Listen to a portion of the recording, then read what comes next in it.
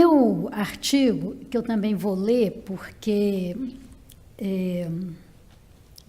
eu preferi, né, em vez de fazer PowerPoint ou falar muito solto, chama-se Do Silêncio à Denúncia, da denúncia ao testemunho, do testemunho à criação. 2 pontos, caminhos de análise. Eu gostaria de começar contando 2 causos, né? Um de consultório e um de movimento social, né? Que é bem minha coisa da psicologia social e psicanálise. Ao longo da clínica, e já faz 14 anos, eu não posso mais brincar de que eu sou uma jovem analista. Então, ao longo da clínica, atendi e atendo a várias analisandas negras. Certa vez, estando uma analisanda em intenso processo de analisar as discriminações racistas a que era submetida, dei a ela, que também é da área de ciências humanas, o texto de Jurandir Costa Freire, Da Cor ao Corpo, a Violência do Racismo. Acredito que muita gente conheça. Para mim, uma bela análise do processo de sujeição que o racismo provoca. A analisanda retornou na semana seguinte, tendo lido o texto e vivamente indignada com o autor. Não, ela disse, o negro não é assim tão subjugado. Esse texto diz apenas um lado da história. E ela me fez ver que haveria outros processos psíquicos implicados no racismo. Que o texto falava apenas dos efeitos do racismo sobre os negros, mas que não falava da resistência dos negros contra esses efeitos. O racismo pode, sim, causar imensa dor, uma sensação de despersonalização e muito mais. Contudo, esse mal-estar não necessariamente finaliza com o negro cedendo à ideologia do embranquecimento ou se deixando calar. Há resistência, a busca pelo próprio valor, pelo amor próprio, por outras identificações e identidades. Um outro caso, né, interessante lembrar, que eu tive a mesma percepção há alguns anos atrás, deve ter sido uns 15 anos atrás, que eu fui como psicóloga social a uma discussão em um coletivo negro para apresentar o texto de Frantz Fanon, Peles Negras, Máscaras Brancas. Eu sempre estive metida com a questão tanto de gênero quanto de negritude e etnia. Não só negra, né, mas também. Nesse livro, Fanon, psiquiatra que se implicou na resistência argelina pela independência do país, faz uma crítica radical do colonialismo e denuncia as ideologias racistas que erigem a brancura como pureza, beleza, inteligência, mas negam qualidades aos negros. Dentre estes, muitos, na situação de opressão colonialista, se viam enredados nessa ideologia, incorporando-a ou mesmo tentando uma impossível tarefa, embranquecer. Eu era a única branca presente naquele debate. E várias das pessoas presentes ficaram muito bravas comigo. Eu fico bravo com o Frantz Fanon, quer dizer, eu só estou expondo o texto. Mas foi uma saia justa. O valor intelectual de Fanon era, sem dúvida, reconhecido, mas ali a discussão ia além. Buscava-se outra mobilização, outra reflexão. E, no calor do momento, ouvir que o que Fanon denunciava era pouco. Era preciso ouvir outras vozes, vozes de orgulho pela negritude, vozes de luta, de resistência, de reivindicações. Da denúncia ao testemunho e do testemunho à luta. Seguindo essas experiências, eu me pergunto hoje, na clínica, sobre os processos psíquicos que precisam ser superados e outros processos que precisam ser investidos na análise de uma pessoa negra. como pesar o racismo no divã, ou mais além, como o divã sustenta o corpo negro e sua luta pela autonomia. Hoje, inspirada pela saga de Carolina de Jesus, intenciono tecer algumas reflexões, mesmo que iniciais, sobre a compreensão do racismo, mas também sobre a compreensão dos processos de superação do racismo no atendimento psicanalítico. É meu lugar de falar de psicanálise, viu, Fábio?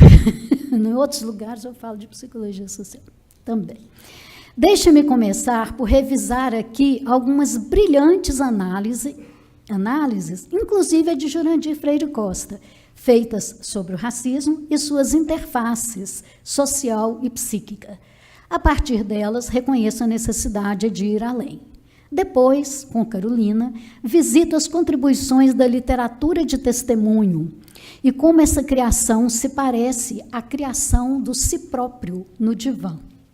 Busco tatear caminhos do silêncio ao testemunho, do testemunho à criação de si, em um processo que visa autonomia, mas também a capacidade de trabalhar, amar e construir ligações. O racismo e suas interfaces social e psíquica. Eu peguei 2 autores, então o primeiro, Castoriadis, O Opressor e o Ódio de Si Mesmo. No texto Reflexões sobre o Racismo, Cornelius Castoriadis, grande filósofo, né, que século XX, tem o cuidado de postular, desde a primeira linha, o reconhecimento do valor igual de todos os seres humanos como seres humanos e o seu direito de ser tratados com respeito, dignidade e em condições de igualdade. Entretanto, esta não é uma conquista fácil, pois nos coloca diante da antinomia entre o valor da igualdade universal concernente aos seres humanos individuais, todos os seres humanos são igualmente dignos, e a diferença radical entre culturas. Castoriadis argumenta que o racismo é algo mais universal do que gostaríamos de admitir. Uma especificação monstruosa das sociedades humanas. A gente costuma lembrar, a gente é reivindicado, né, pelos diversos movimentações e movimentos negros a lembrar do racismo contra o negro. Mas a gente tem o racismo contra o índio, a gente tem o racismo contra os transexuais, né? A gente tem formas, né, de exclusão que são muito semelhantes. Trata-se da aparente incapacidade de uma sociedade se constituir como si mesma sem excluir o outro, o desvalorizar, o odiar e poderíamos acrescentar matar ou escravizar. Trata-se também de buscar compreender como o imaginário social impregnado nas instituições e o psiquismo do ser humano singular estão entrelaçados, mas que também há entre eles conflitos e resistência. Para Castoriadis, a percepção do outro como igual exigiria encarar o problema da exclusão da alteridade. O racismo, ao negar a alteridade, vai mais longe, pois institui a discriminação, o desprezo, o ódio e a aniquilação. Para Castoriadis, não haveria uma explicação única na história sobre esse delírio racista.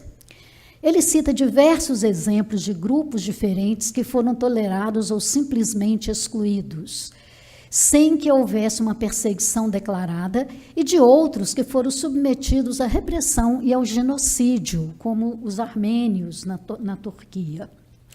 No caso da escravidão negra no Brasil, a história mostra que houve uma deliberada inclusão dos negros para serem escravizados e que isso demandava da ideologia dominante à época uma justificativa ideológica. Eles não eram tão humanos quanto os brancos. Poderiam ser mortos individualmente, mas não ser dizimados como força de trabalho. A partir do momento em que existe a fixação de um imaginário racista, os outros não são apenas considerados inferiores como indivíduos e como coletividade, mas são também o ponto de suporte de uma cristalização imaginária secundária, segundo a qual esse outro é revestido de uma série de atributos pejorativos e perversos que justifiquem tudo o que se faz com ele em represália, entre aspas, do que ele sofre, entre parênteses. Ou seja, há uma combinação de vertigem de crueldade e de um horror que a alimenta. Castoriadis sustenta que a única verdade específica do racismo é que ele não permite que o outro exista em sua diferença e tampouco permite que se torne como o opressor ou que abjure de suas qualidades. O racismo não visa a conversão, pois os inferiores jamais serão como superiores. Ele, o racismo, visa a morte. E se essa não for possível do ponto de vista do interesse econômico ou político, então deve-se matar tudo que for possível de ser assassinado no ser inferiorizado, sua identidade, sua cultura, sua linguagem, convertendo em uma coisa, ou, como há várias na literatura, várias comparações a um animal. Lembremos que muitas foram as tribos indígenas que foram dizimadas no Brasil e que estão ameaçadas hoje ainda. Para Foucault, o fenômeno racista é fundamental para a manutenção da biopolítica, pois cria uma estratégia política em torno do indivíduo e da sua vida. Em outras palavras, o racismo é um meio pelo qual o Estado acessa a vida dos indivíduos, gerando uma identificação com um grupo e discriminando outros. Em outras palavras, é um veículo político para concretizar a dominação de grupos sociais sobre outros grupos sociais, e isto acontece não apenas como ideologia, não apenas como simbólico, mas como um sistema social. Eliane Costa discute que o racismo, por assim dizer, estrutura o Estado brasileiro. É um dos principais organizadores das desigualdades materiais e simbólicas vividas pelo povo brasileiro. Estrutura condições e possibilidades de trabalho, de estudo, de vínculos, de liberdade, de lugar onde morar, a forma de morrer, etc. Ao lado dessa realidade sócio-histórica, podemos continuar a nos perguntar pelos processos psíquicos ou processos de subjetivação ligados a esse sistema. No psiquismo, como Castoriadis discute, uma face do ódio ao outro poderia ser explicada. Ela se constituiria na defesa do amor próprio. Se eu sou um ser humano, qualquer um que seja diferente de mim não pode ser um ser humano. Com isto, acredito que eu sou o único tipo possível de ser humano, o que me permite ou autoriza viver. Mas existe uma outra face, menos explorada, o ódio do outro como ódio inconsciente de si mesmo. A existência do diferente questiona a validade da minha existência, diz Castoriadis. Do mais profundo da nossa fortaleza, branca, rica, etc., uma voz repete docemente: suas muralhas são de plástico, sua acrópole de papel machê. Essa percepção de nossas próprias fraquezas, frustrações, contradições, angústias e outras mazelas nos leva a um ódio de nós mesmos, que é intolerável em sua forma explícita e aberta. Então, esse ódio é deslocado para outros em suas manifestações mais cruéis e arcaicas. Poderíamos acrescentar que no psiquismo humano importa pouco se o racismo nasceu de uma estratégia de expansão do poder econômico, como a escravidão no Brasil, ou se foi politicamente incentivado para sustentá-la, como na Alemanha hitlerista. O mecanismo de que o racismo se nutre nos indivíduos é o do narcisismo das pequenas diferenças. Em nível societário, ele é sustentado pelo imaginário que é a correria do texto, gente? Que sustenta as relações de poder sociais e institucionais. Esta segunda forma de racismo, denuncia Castoriadis, implica em pensar como, na democracia, é preciso renunciar à imaginação totalitária, a pensar que representamos o universo, ou o que há nele de melhor. Entretanto, e aqui reencontramos o dilema inicial entre universalismo e diferença cultural. É preciso continuar questionando o racismo em suas diferentes formas. Para Fuchs, Castoriadis remete ao conceito freudiano de narcisismo das pequenas diferenças, que teria inicialmente a função de resguardar a imagem narcísica, a percepção de si mesmo. Nessa concepção, Freud, em Fuchs, tá, gente, entende que, levado ao extremo, o narcisismo produz uma intolerância à diferença do outro, que está na base do racismo, no que diz respeito ao indivíduo. Entretanto, é preciso lembrar com a riqueza que a reciprocidade total jamais existiu em lugar nenhum, na medida em que o social seria principalmente o mundo da alteridade, negada, imediatamente afirmada, de uma reciprocidade jamais vivida até o fim. Nesse sentido, como sugere Fuchs, devemos indagar o que, para além do narcisismo, essa inferioridade atribuída ao outro encobre nas relações de dominação em uma sociedade expansionista com fins econômicos, políticos, culturais e ideológicos. Que processos psíquicos se articulam a um processo social de modo a engendrar relações onde outros são tomados como objetos de discriminação, desprezo ou ódio. A análise de Castoriadis, então, nos mostra, né, denuncia o processo psíquico do lado do opressor, né, o ódio a si mesmo derramado sobre o outro. Vamos falar um pouquinho do texto do Jurandir Freire Costa, que vai analisar os efeitos do racismo no oprimido. Tá? Então, Costa afirma que ser negro é ser violentado de forma constante, contínua e cruel, sem pausa ou repouso, por uma dupla injunção, a de encarnar o corpo e os ideais do ego do sujeito branco e de recusar, negar e anular a presença do corpo negro. Na dinâmica intrapsíquica, a violência racista do branco é exercida, antes de mais nada, pela impiedosa tendência a destruir a identidade do sujeito negro. Entre o ego e seu ideal, cria-se então um fosso que o sujeito negro tenta transpor à custa de sua possibilidade de felicidade, quando não de seu equilíbrio psíquico. Eu vou pular uns trechinhos, porque senão eu não vou chegar no final. Mas, assim, vocês estão entendendo que eu estou trazendo uma caracterização do racismo do lado do racista e um estudo do racista, né, do lado de quem analisou esses efeitos de opressão. Por mais sensível que seja a análise de Costa, a reação da minha orientanda, né, que foi o texto que eu tinha, da minha analisanda, desculpa, ato falho, me deixaram perceber que nela havia uma dimensão não explorada. Quais seriam os processos psíquicos que escapam, enfrentam ou transgridem os efeitos perversos do racismo?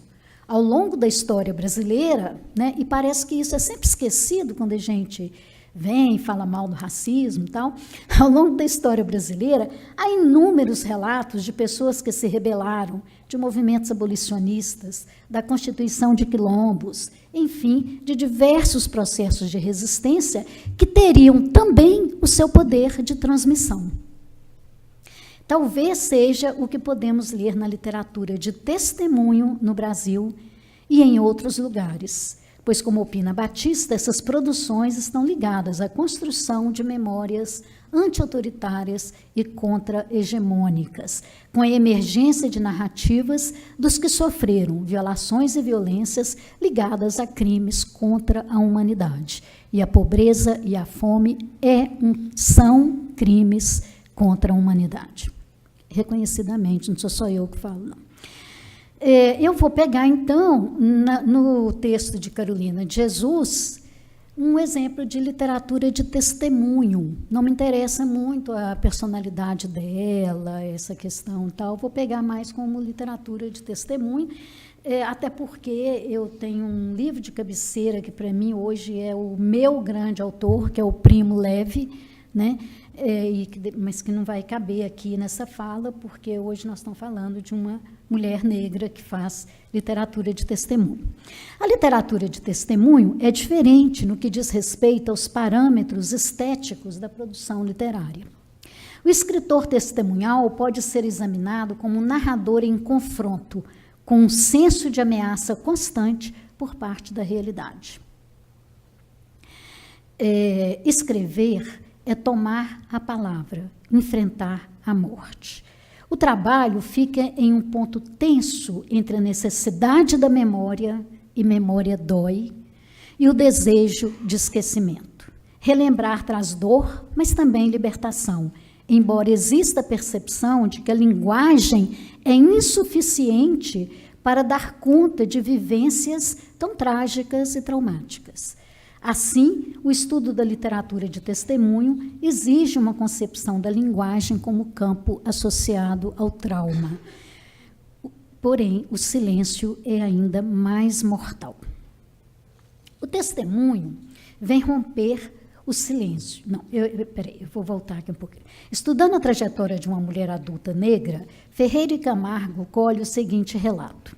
Eu passei na minha vida por momentos muito ruins. Na infância, era o silêncio escolar e o silêncio do lar acerca do preconceito que sofria. Na rua, eu era chamada de negrinha, xingada de negrinha. Isso me ofendia demais, pois eu assim o era. Mas só que eu via essa qualidade de uma forma ofensiva. Aí, não tinha ninguém com quem pudesse falar, com quem eu pudesse reclamar. Se eu realmente era negra, então era aquele silêncio. O testemunho vem romper esse silêncio, essa subjugação sem palavras e com palavras que afirmavam a brancura como valor. A literatura de testemunho coloca o sujeito como autor de seu texto, de sua trajetória, por mais vulnerável que possa ser. Uma literatura que expressa a dor, o horror, que desmascara as máscaras brancas, expõe a pele negra, nomeia a violência. É importante observar que o testemunho não apenas rompe o silêncio, mas também vai além da pura denúncia. Trata-se de desconstruir o racismo e a violência, desmascarando os seus sentidos e permitindo pensar além. Questiona a lógica do opressor e estabelece um novo olhar. Quem não conhece a fome, isso é Carolina, há de dizer, quem escreve isso está louco. Mas quem passa fome, há de dizer, muito bem, Carolina, os gêneros alimentícios devem ser ao alcance de todos. Quando o sujeito emerge e se faz ouvir a sua voz, o racismo pode ser denunciado como negação da alteridade, não apenas na forma de uma ideologia, mas também como relações sociais de etnia, como práticas sociais diante da diferença étnica. Na clínica, também podemos observar esse caminho, que vai da quebra do silêncio, da denúncia ao testemunho, e dele a possibilidade de novas construções de sentido. Tá? Ainda tenho 5 minutinhos? Tem. Ai, que bom. Então, outro item aqui. Na clínica, a elaboração do racismo sofrido e novos posicionamentos.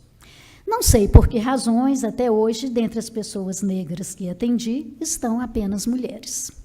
Provavelmente, essa condição de gênero afeta o que pude perceber e o que consigo relatar. Mas não há muito tempo para desenvolver isso aqui. Refiro-me aqui a 3 mulheres na faixa etária adulta, todas com educação de nível superior, mas com origem familiar, em classe baixa ou média baixa. Os pequenos relatos são cuidadosamente feitos de forma a não as identificar. Reconhecendo essa condição, volto à minha reflexão. Acredito que no processo individual de análise, algo semelhante à literatura de testemunho aconteça. Mas não apenas e nem sempre da mesma maneira. O caminho contém outros percalços e gostaria de comentar a relação entre a família e o espaço público e, 2, a forte relação com a mãe em busca de identificação e apoio para se reconhecer positivamente como uma mulher negra, o que nem sempre é atendido. A primeira percepção que todas as analisandas colocam dizem da relação entre o que se passava na família e o que se passava no espaço público.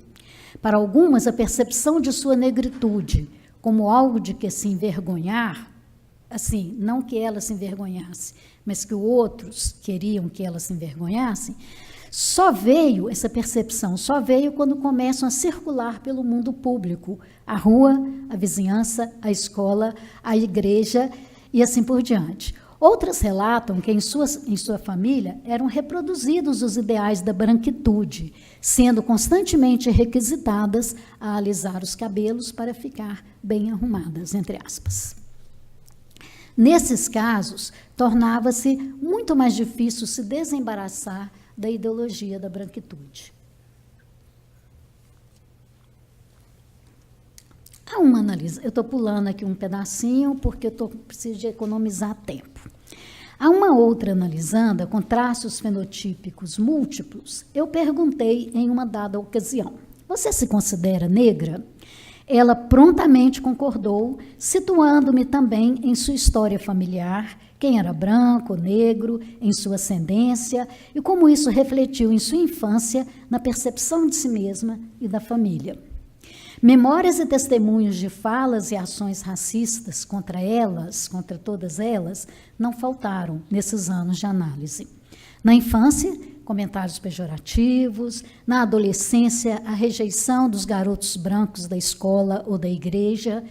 Bem, até agora não consegui compreender bem porque todas elas tiveram ou têm namorados brancos.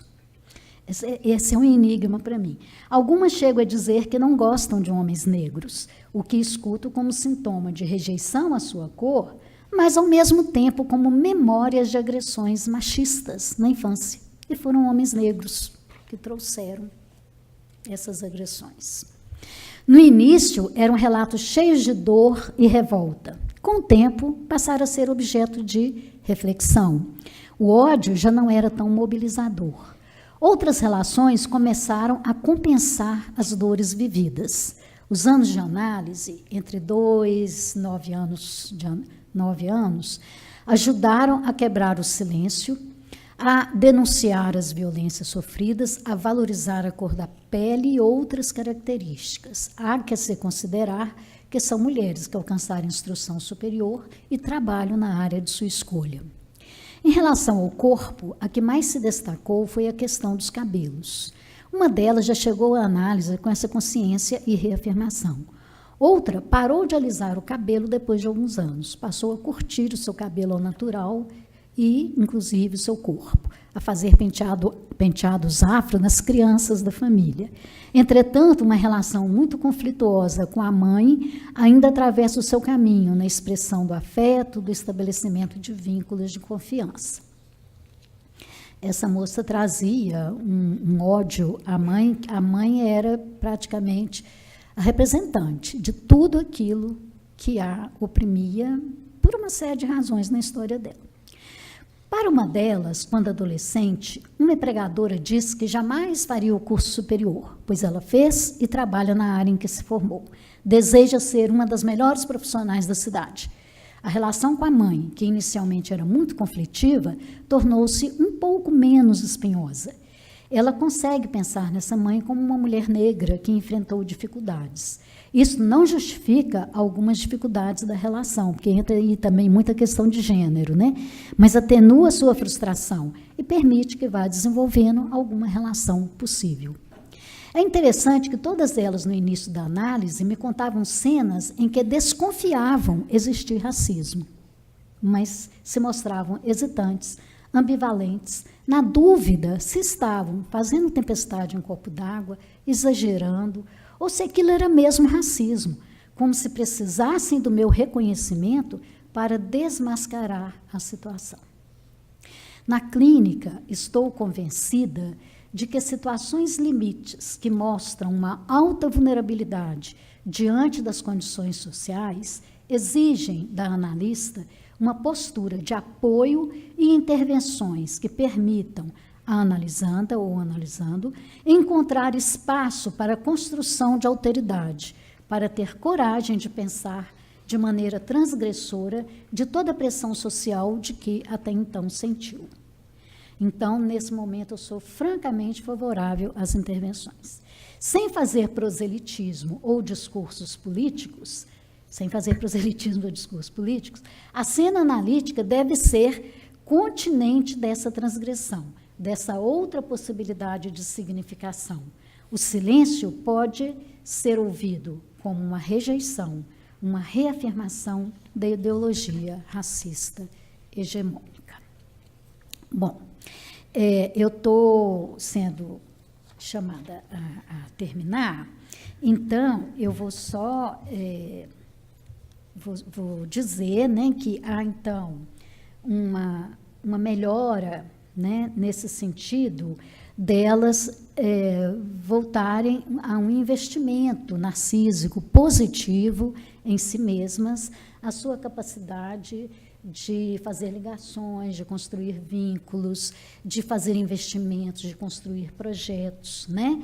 E que isso vai se dando, sim, de uma maneira meio ambivalente, né? Às vezes, tem uma que está profissionalmente se ficando muito bem, mas tem horas que ela para e fala assim, não, aquela negociação ali que foi feita, aquela pessoa estava me desvalorizando porque eu era mulher e era negra.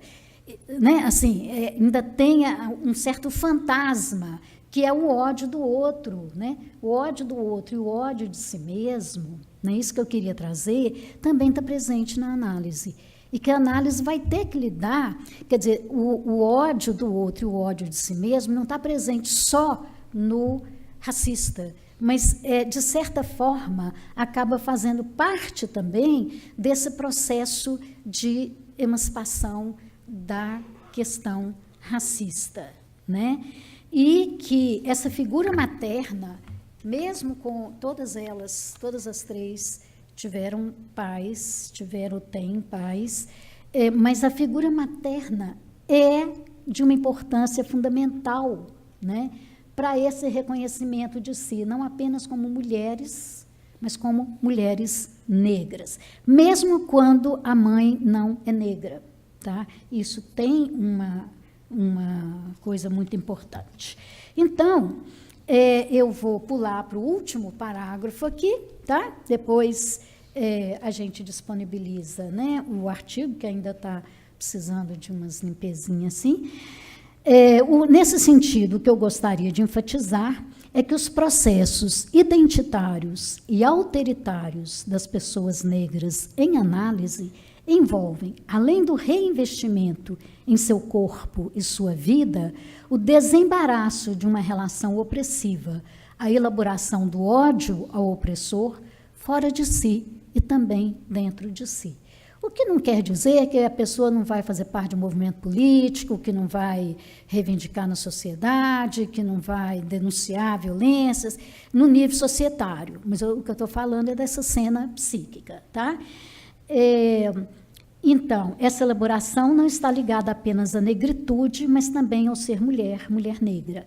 E é essencial para abrir as possibilidades da capacidade e das escolhas de agir no mundo, em vez de trabalhar, eu tenho falado, agir no mundo e amar, ou fazer vínculos, um processo que envolve vencer o silêncio, enunciar a denúncia, construir o testemunho e criar novos sentidos para si mesma.